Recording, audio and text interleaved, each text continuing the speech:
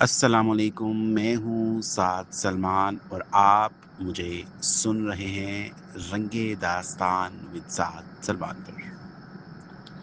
رنگ داستان ود سعد سلمان پر آج ہم سعد سلمان کے لکھے ہوئے افسانے نحوست کی اگلی ایپیسوڈ کے ساتھ حاضر ہیں۔ تو چلیے بڑھتے ہیں آج کی ایپیسوڈ کی طرف۔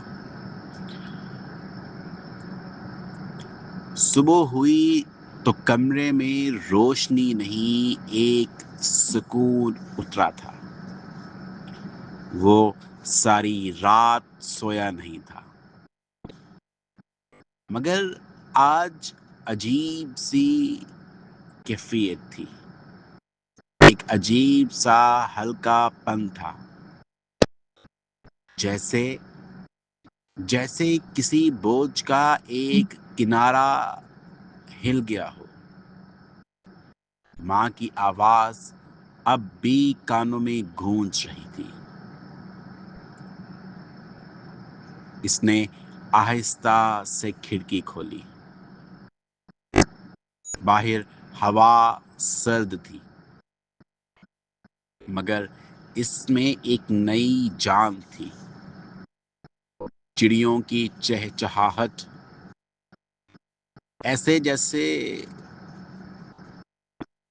اسی کو بلا رہی ہوں، اسی کو آوازیں دے رہی ہوں اور کہہ رہی ہوں دیکھو رات ختم ہو چکی ہے، اب تم بھی جاگو۔ وہ پہلی بار کمرے کی دھول جھاڑنے لگا، پردوں کو دیکھنے لگا، دیواروں کو تکنے لگا، ٹوٹا ہوا گلاس اٹھا کر کچرے میں پھینکا، جیسے اپنے اندر کے کسی پرانے یقین کو کہیں دفن کر رہا ہو۔ شام کو وہ گلی میں نکلا، موڑ پر وہی پرانا درخت تھا جو بچپن میں اس کا سایہ بنا کرتا تھا۔ درخت جھک گیا تھا، مگر اب بھی گرا نہیں تھا۔ اس نے سوچا کہ شاید میں بھی جھکا ہوں اور گرا ہوا نہیں ہوں۔ سامعین، میں ہوں سعد سلمان اور آپ مجھے سن رہے تھے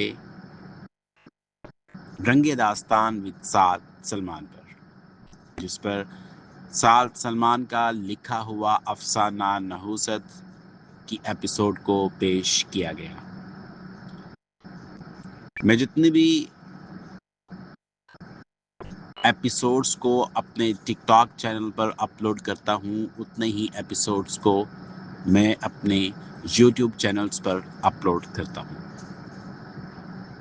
تو اگر کبھی کہیں ایسا ہو کہ میرے ایپیسوڈ آپ کو ٹک ٹاک پر نہ مل سکیں تو آپ یوٹیوب کو وزٹ کر سکتے ہیں، اور اگر کہیں ایسا ہو کہ یوٹیوب پر نہ ملیں تو پھر آپ ٹک ٹاک پر بھی ان کو وزٹ کر سکتے ہیں۔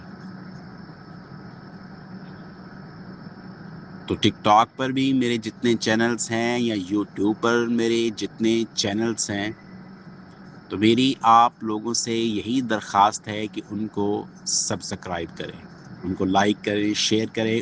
اس سے میری حوصلہ افزائی ہوگی، اس سے یہ ہوگا کہ جتنا میں نے لکھا ہے، یہ جتنا میں لکھ سکتا ہوں، مجھے ایک نیا یقین ملے گا اس سب کو لکھنے میں، اس سب کو آپ کی خدمت میں پیش کرنے میں۔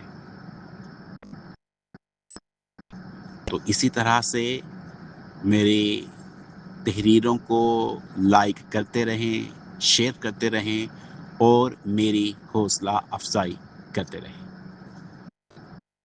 اپنی دعاؤں میں مجھے یاد رکھیے گا۔ میں ہوں سعد سلمان، ملتے ہیں رنگ داستان میں میرے ہی لکھے ہوئے افسانے نحوست کی اگلے ایپیسوڈ کے ساتھ۔ مجھے اجازت دیں. اللہ حافظ.